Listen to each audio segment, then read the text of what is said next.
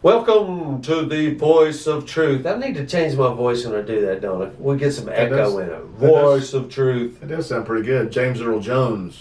Yeah. Real deep. Yeah. But Voice very of white. Truth. We'll work on that. Good. We'll Yeah, work that's on good. that. Try to get a little better on the intro. Yeah. Guys, we're talking about Legion here. We're going to be in Mark chapter 5. I hope you watched the Monday show and seen the setup here. They're crossing the sea.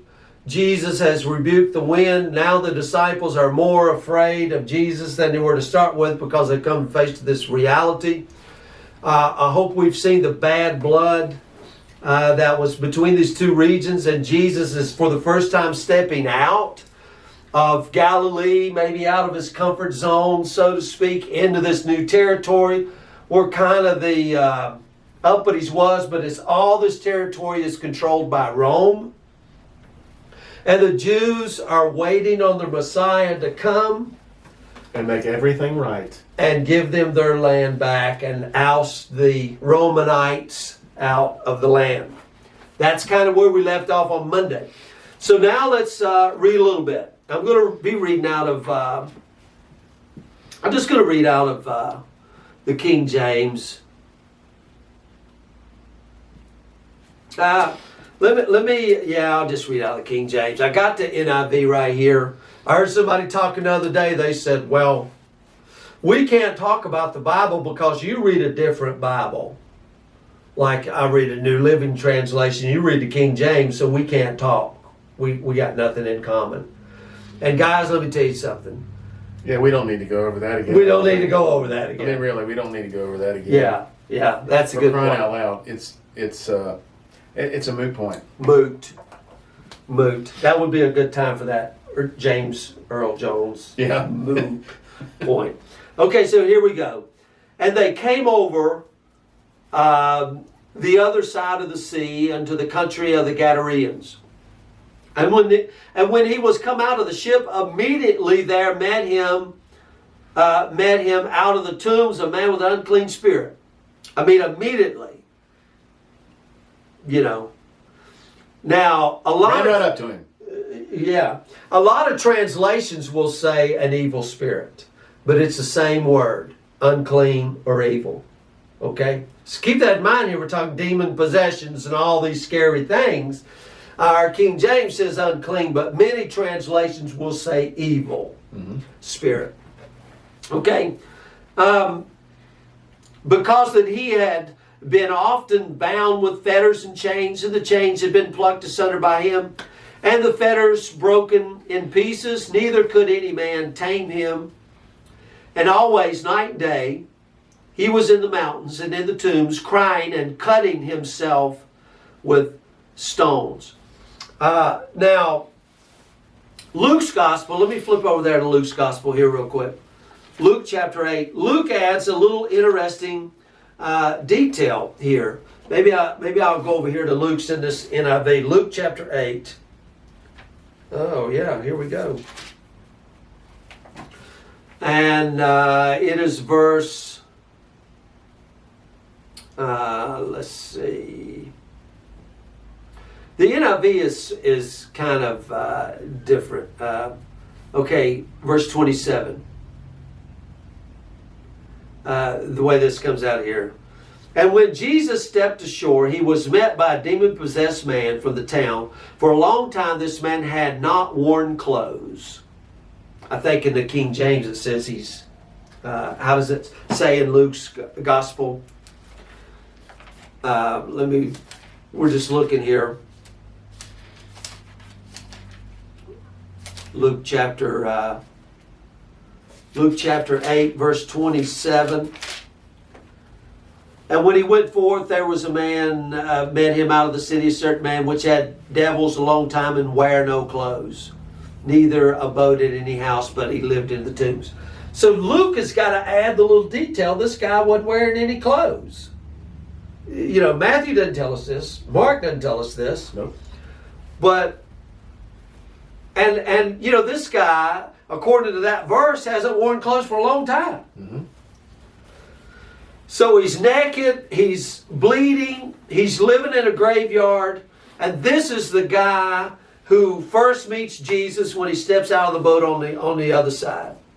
No wonder the Jewish people from Galilee didn't cross the lake very often, because think of the welcoming party. You know, a lot of people get some red carpet rolled out. Well, what was here to meet Jesus? A guy who's bleeding, a guy who is naked, who's breaking chains and living in the tombs. Welcome to our city. Yeah. I mean, it's pretty tough. Pretty tough. And and when he saw Jesus, verse 6, I'm back to reading here. When he saw Jesus afar off, he ran and worshipped him, and cried with a loud voice and said, "What have I to do with thee, Jesus, thou Son of the Most High God? I adjure thee by God that thou torment me not." For he said unto him, "Come out of the man, thou unclean spirit." And he asked him, "What is your name?" What is that name? All right, let's talk about this, because this is interesting to me. Think about this picture. It's Okay. totally interesting. First, the fact that he worships him, and the fact that he knows who he is.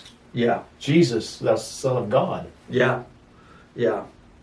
So keep all the, think about this picture. Jesus has crossed over to the other side of the region of the cast out ones.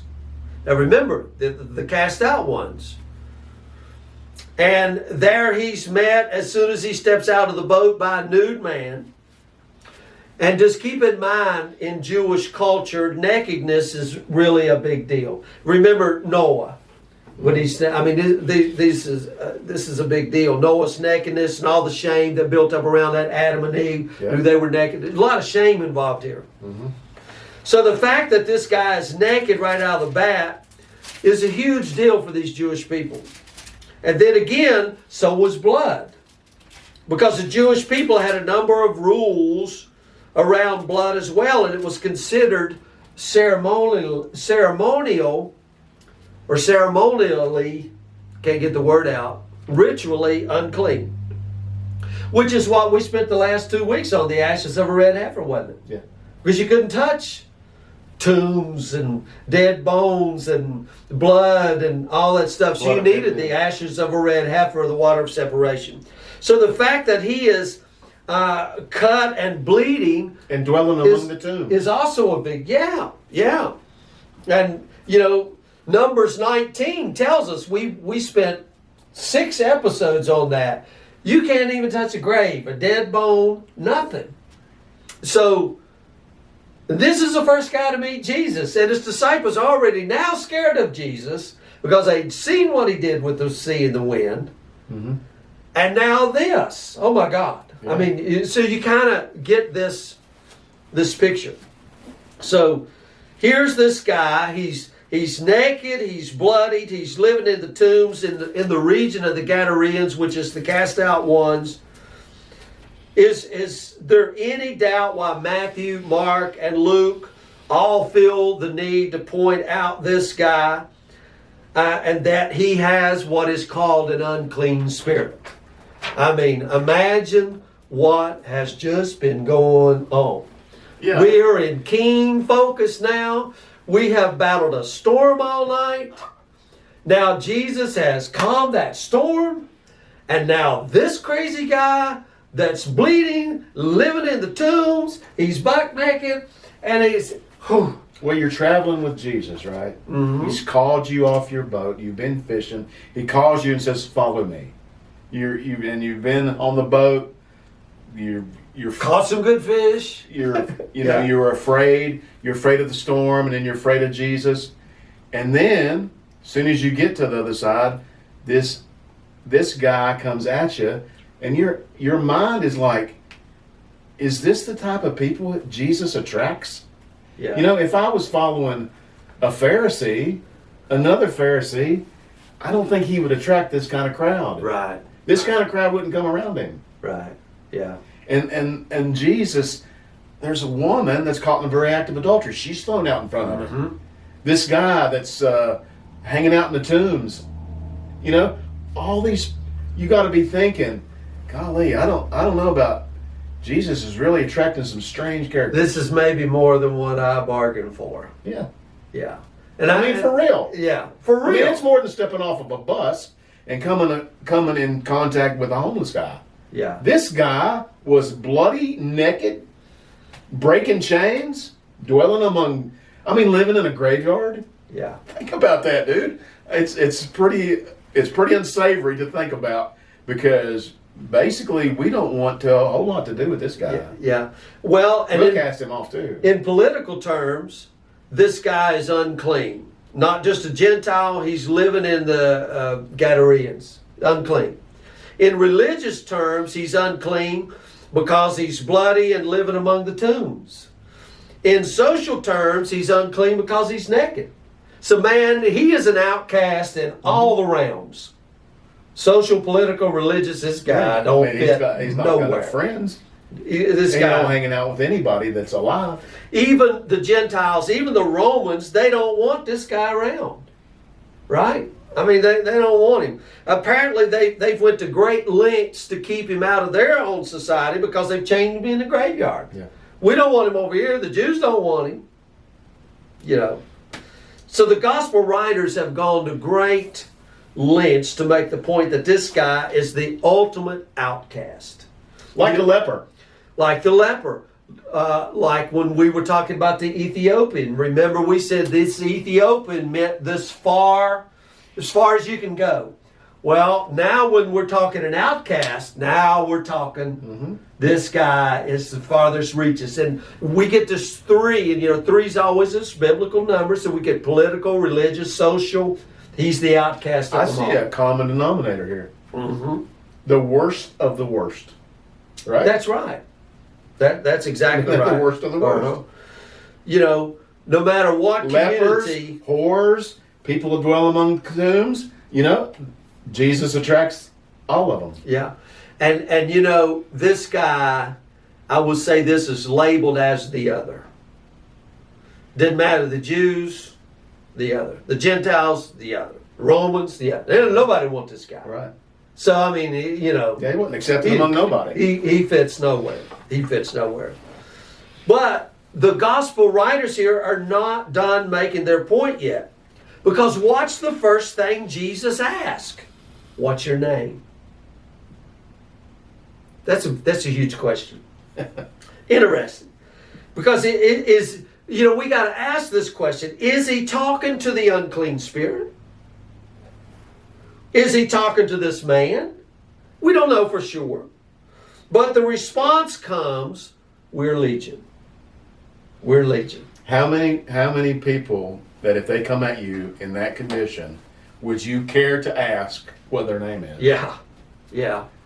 You're walking the other direction generally. Yeah. Well, we're just saying, not Michael row the boat ashore, but let's row back out. Yeah, I mean that. We'll find another port. Yeah, I mean that's right. But the love of Christ constrains us, don't it? Yeah. Yeah, and so as I am sent, I send you. Yeah. Yeah. That's huge. Yeah. And when this guy answers this question, my name is Legion. We're Legion. Immediately what comes to our mind is thinking of, in our generation, The Exorcist. I guess in the newer generation, maybe The Exorcism of Emily Rose, or some kind of Hollywood show and green goop and heads turning around, and that's kind of what we think of in our religious term. Of this naked, bloody dude living in the tombs, outcast of all outcasts, says to Jesus, we are called Legion, for we are many. And he begs Jesus not to send him out of the area. Just keep in mind, this is all kind of scriptures here. So how does this story play out? Well, the demons ask here not to be sent into the abyss. Right? They ask instead to be sent into the herd of pigs. This is kind of amazing because when I talked to Bo on Monday on the phone, we were talking about this very thing. He brought it up. So I said, man, you'll have to tune in next week because we'll be here. So the demons ask not to be sent into the abyss, but to be sent into the herd of pigs. Jesus agrees. They go into the pigs, and immediately they run off a cliff, go into the sea, and drown. I've always wondered, that's weird. Yeah. Haven't you? I'm like, Oh, yeah. why in the world? That's why when you picked this topic, I was like, I don't even know where this is going to go. Yeah. So, and I used to think, why do these pigs run off into the, Often my first response when I read these type of stories, the demon possession stories, Out of control. well, you don't read these things like in the Old Testament. Mm-hmm. No, in the New. That's where we see them. That's true. I'm going to say this here. Now when I read these stories in the New Testament, this is obviously some kind of mental illness, okay? Like we had talked earlier, not on the show, but before the show, about the father whose son kept throwing himself in the fire. We can't say that was epilepsy. Probably was something around. We are, a little bit more sophisticated now in our medical terminologies, and we kind of understand these. Well, they didn't have that back then. Right. They just, when they had a seizure, boom.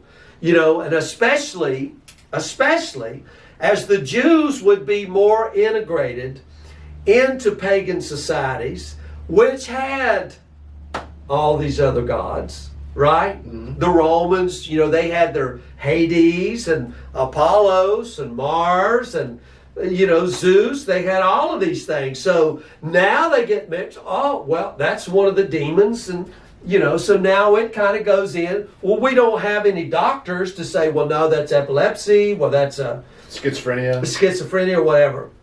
So it was demon possession. Well, in our society today, when you get real religious, it's still demon possession. But I don't go there, right? I mean, that's just me. You believe whatever you want. I believe there was mental illness going on there. So they kind of mapped out these spiritual realities about demon possession, all this stuff. And you know what? If that's the way you read the story, I think it's fair. Not for the demon possessions, but if you want to read these stories and kind of sum it up to the fact that this is a mental illness that we're dealing with here, I think that's fair, and I think that's okay. I think no matter how you slice it, whether you say it's a mental illness or a spirit, the result's the same. Yeah. The result of dwelling among the tombs, busting the chains, being naked, being bloody, he's in a mess. Oh, now, I don't care what you call it, whether you call it schizophrenia, whether you call it an unclean spirit. Mm-hmm. What's the difference? Mm-hmm. The real issue here, this guy is in bad trouble. Yeah, yeah. He's in a bad place. Nobody wants to be around him. Yeah. And I think when you understand the context of this story, you begin to understand there's a lot more going on here than just this naive ancient reading. It's actually a very sophisticated story. Okay, so we've got to dive in a little bit deeper here. So when I say it's more sophisticated, that has to do with more than just the surface reading of demonic possession. Some kind of spirit that inhabits a person, okay? This is a political allegory that's speaking to something bigger, something more important. Because remember, the Jews are waiting on their Messiah to come and give them this land back because it used to be theirs. Mm-hmm. And now these Romans own everything. And now, we get the high class and the low class and the outcast and all of this stuff is going on here. So it's more than just, do you believe in demons? Right. That's one of the points we wanted to try to make.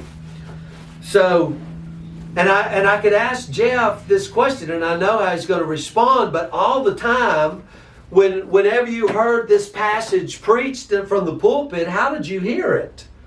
I was the Gadarean. I was a wild man in my youth. They couldn't hold me, and God had to come and tame me down, and now I was found at the feet of Jesus in the right mind. It's always about me, ain't it? Yeah, I mean, that's the way it's been preached. It's always about me. I was the Gadarean man, and I was this man, and yeah, if you want to go there, man, knock yourself out. Maybe the story's a little bigger than you. I'm just saying, maybe it's a little bigger, you know, because really, this guy, and I will tell you, honestly, even when we were wherever, we were never this kind of outcast. We fit in with the people who listen to country music. Yeah. We fit in with the people who We was never like this guy. We was never like this guy. No. We might try to fantasize and say we were, but we wasn't. We're just lying, trying to make something bigger than what it really is. This man here, he didn't have any friends. None. He was an outcast anywhere. We had each other. We had other friends that liked to do the same thing we did. Oh yeah.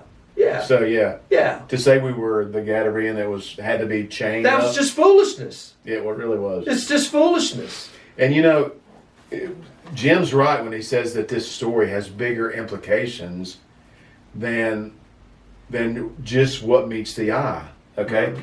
You know, there was a story, I don't want to take too much time, but Are you all right? there was a story about they asked Jesus about a blind man, and they asked him, did he sin or did his parents sin? Okay? And Jesus basically, not in these words, but he said, neither one. Hmm. But there are bigger implications, right? Oh yeah. Yeah. There's a bigger thing going on here than what you think. Yeah. Neither sinned, but that the glory of God might be shown in him, right? Yeah. Yeah. He made him see. Yeah. So all these things are they're not just limited down to right. I just think of that story, and I know how it was kind of told to me one time. You know, like the emphasis was kind of there that God really made that guy blind so that Jesus could heal him to kind of show out. Let me say something. That is not true. No, that is not true.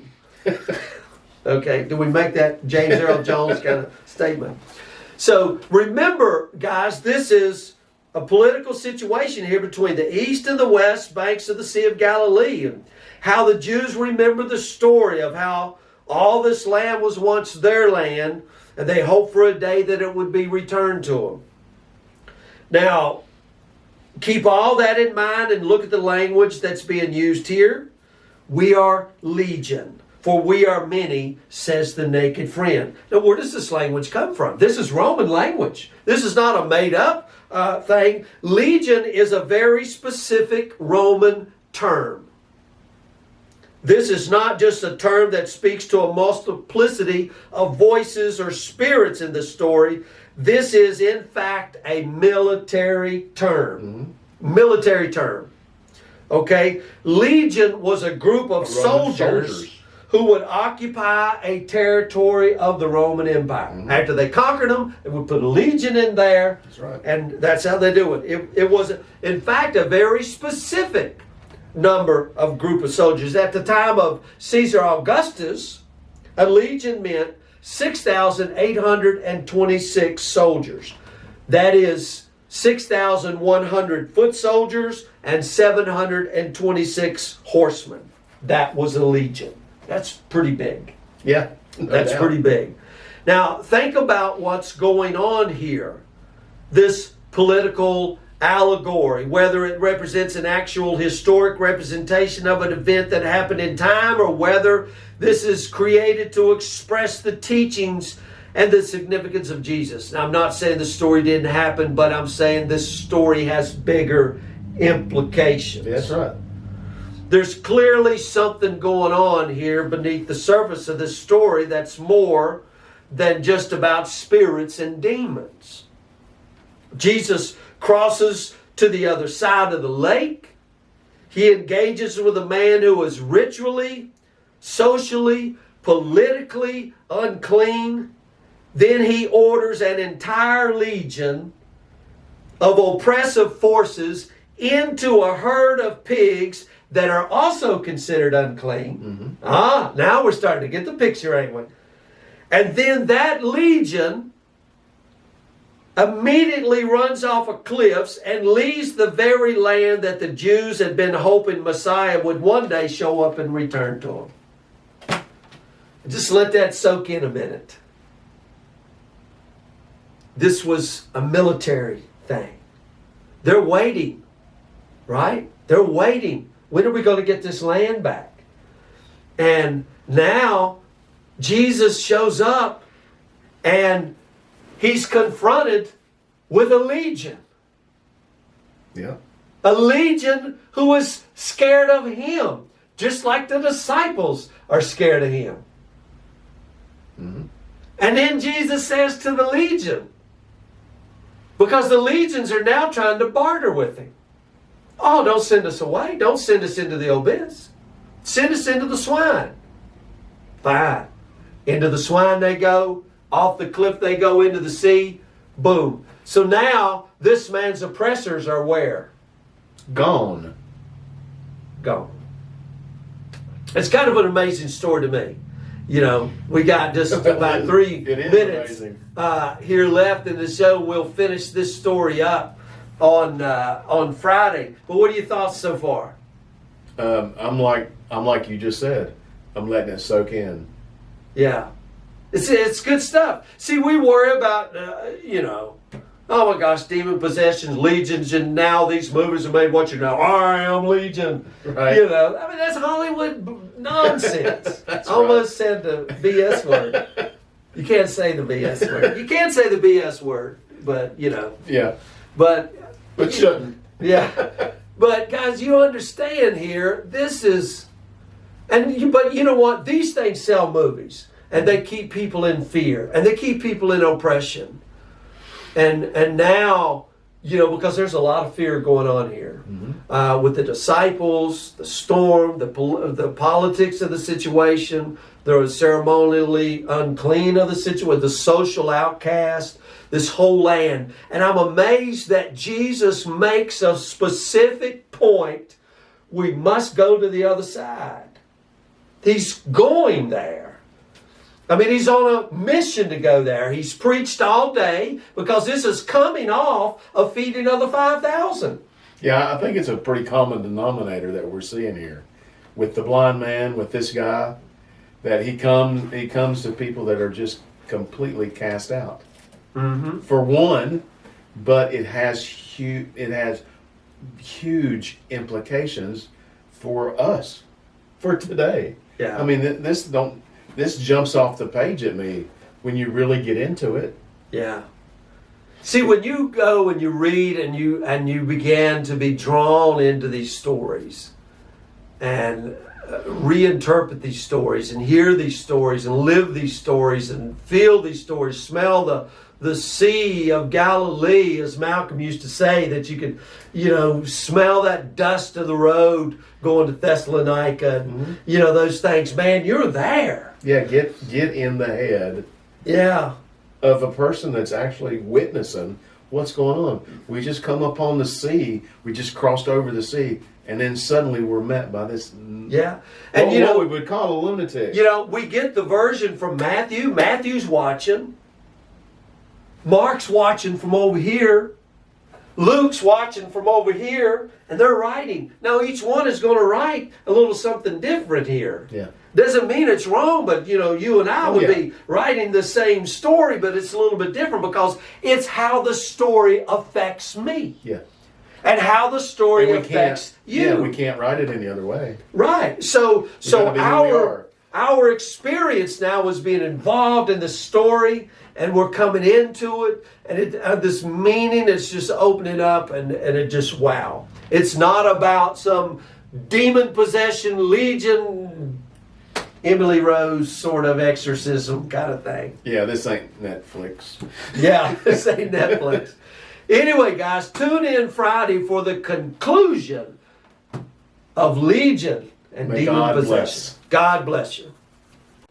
Don and Jeff and myself, we really want to thank you guys for tuning in. You don't know what it means to us to have you guys listening. The one thing that you could do to help us out is hit that subscribe button. Leave us a comment. Ask questions in the comments if you want. I am going to leave a link. I'll post it down below for our church services on Wednesday and Sundays. I put those on a different YouTube channel. So I will share that with you guys, give you the link so you can go see what time. We would love to have you come and join us. And, we just love putting out this voice of truth, having our discussions. What you see is what you get. We try to put them out every Monday, Wednesday, and Fridays at 9 a.m. I will tell you, I'm a full-time pastor, but I also work full-time. Jeff works full-time, so it's hard for us to do those things all the time. But again, we're so thankful you tune in. Thank you for all the subscribers. If you haven't subscribed yet, hit that button. You can hit the notification button. You'll know when they're coming out. And guys, again, we are so thankful that you're tuning in. Thank you so much. We will keep bringing this stuff to you. And we will see you again. Lord bless.